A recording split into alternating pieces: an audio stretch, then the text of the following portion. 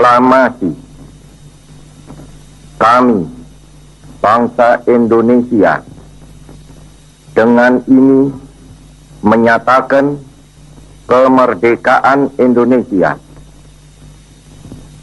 Hal-hal yang mengenai pemindahan kekuasaan dan lain-lain diselenggarakan dengan cara saksama dan dalam tempo yang sesingkat-singkatnya.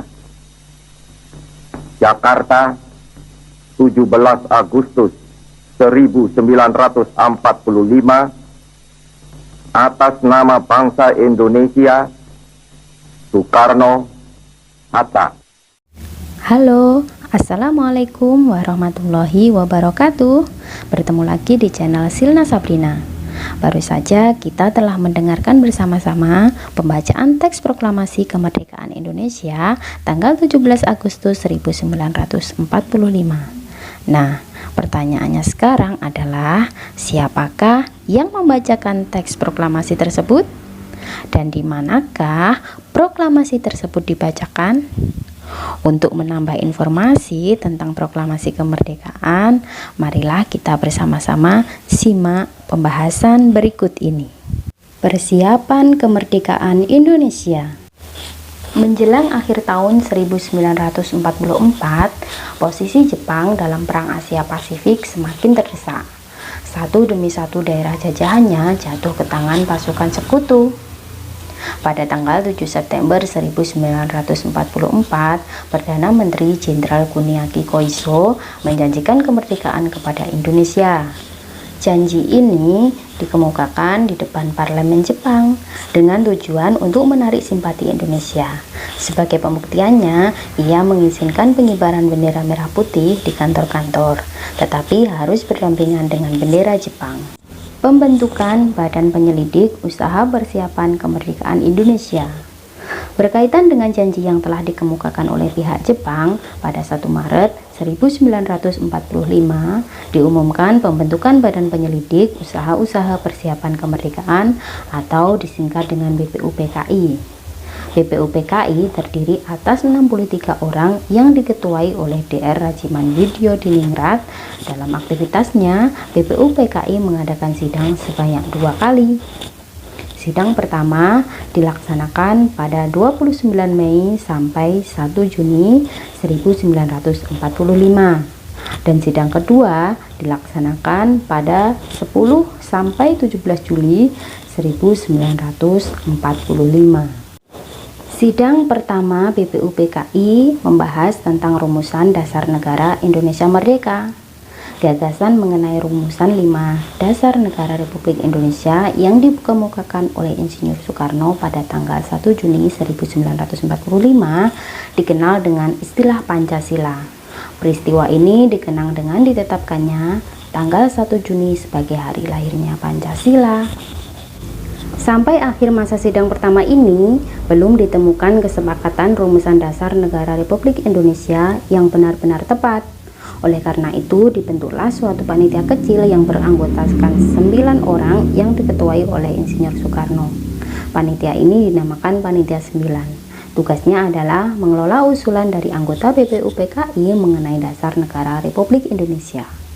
Pertemuan Panitia 9 yang menghasilkan rumusan yang disebut Jakarta Charter atau Piagam Jakarta yang disetujui secara bulat dan ditandatangani pada 22 Juni 1945. Sidang kedua membahas rencana Undang-Undang Dasar atau UUD. Sidang ini juga membicarakan bentuk negara.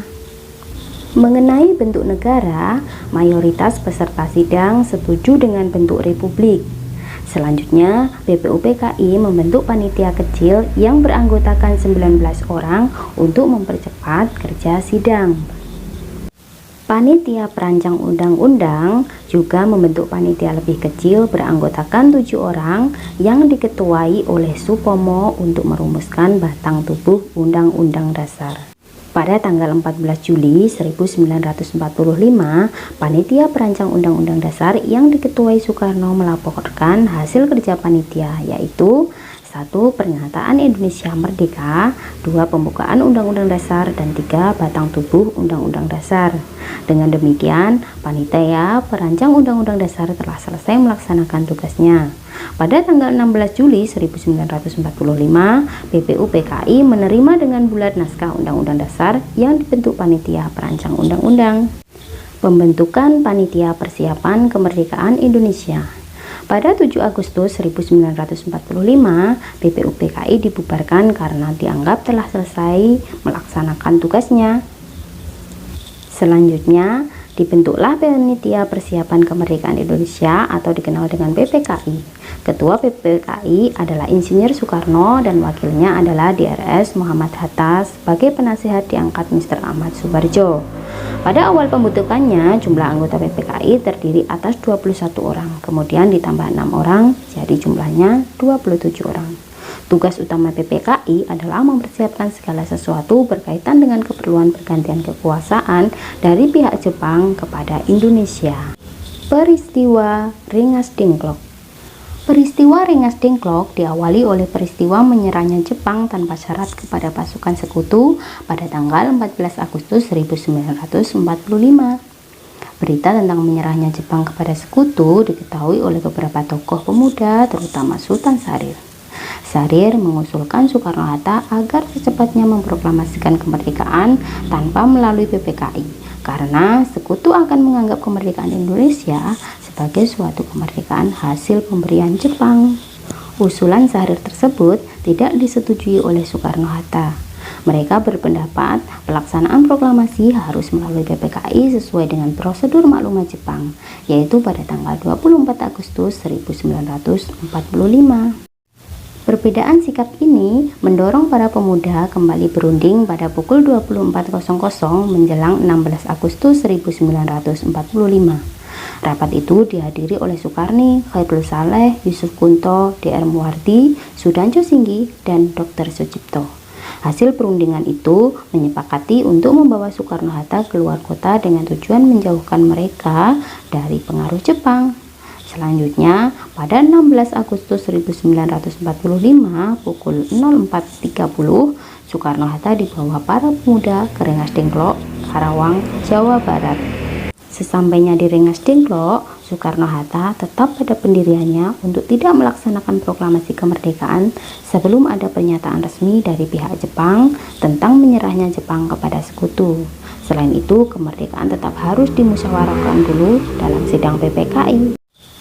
Di tengah suasana tersebut, Ahmad Subarjo datang dan memberitahukan kebenaran menyerahnya Jepang kepada sekutu. Mendengar berita itu, Soekarno-Hatta akhirnya bersedia memproklamasikan kemerdekaan Republik Indonesia di Jakarta. Perumusan teks proklamasi kemerdekaan Indonesia. Pada malam hari 16 Agustus 1945 pukul 20.00 WIB, Soekarno-Hatta beserta rombongan berangkat menuju Jakarta. Mereka tiba di Jakarta pada pukul 23.00 lalu menuju rumah kediaman Laksamana Maida. Di kediaman Laksamana Maida inilah rumusan teks proklamasi disusun. Insinyur Soekarno menuliskan konsep proklamasi kemerdekaan Indonesia yang akan dibacakan esok harinya. Muhammad Hatta dan Ahmad Subarjo menyumbangkan pikirannya secara lisan. Kalimat pertama dari teks proklamasi merupakan saran Ahmad Subarjo, sedangkan kalimat terakhir merupakan sumbangan dari Muhammad Hatta. Kalimat pertama berisi pernyataan kehendak bangsa Indonesia untuk merdeka, dan kalimat kedua berisi pernyataan mengenai pemindahan kekuasaan. Proklamasi Kemerdekaan 17 Agustus 1945. Sejak pagi, tanggal 17 Agustus 1945, persiapan upacara pembacaan proklamasi kemerdekaan dilakukan di Jalan Pegangsaan Timur nomor 56. Halaman rumah Soekarno sudah dipadati oleh massa menjelang pembacaan teks proklamasi. Teks proklamasi dibacakan oleh Insinyur Soekarno. Tepat pukul 10.00 WIB, upacara proklamasi kemerdekaan Indonesia dimulai. Setelah pidato dan pembacaan proklamasi selesai, kemudian dilakukan pengibaran bendera merah putih oleh Latif, Hendra Diningrat, dan Suhud. Rakyat yang hadir serempak menyanyikan lagu kebangsaan Indonesia Raya. Rakyat bersuka cita menyambut kemerdekaan Indonesia. Kemerdekaan tersebut diperjuangkan oleh para pahlawan dengan penuh pengorbanan. Oleh karena itu, hendaknya kita selalu bercermin kepada para pahlawan. Mereka telah menunjukkan sikap semangat berkorban, kerjasama, dan saling menghargai dalam memperjuangkan proklamasi dan mendirikan Republik Indonesia. Baiklah, sekian dulu pembahasan kita kali ini. Semoga bermanfaat. Wassalamualaikum warahmatullahi wabarakatuh. Selamat belajar.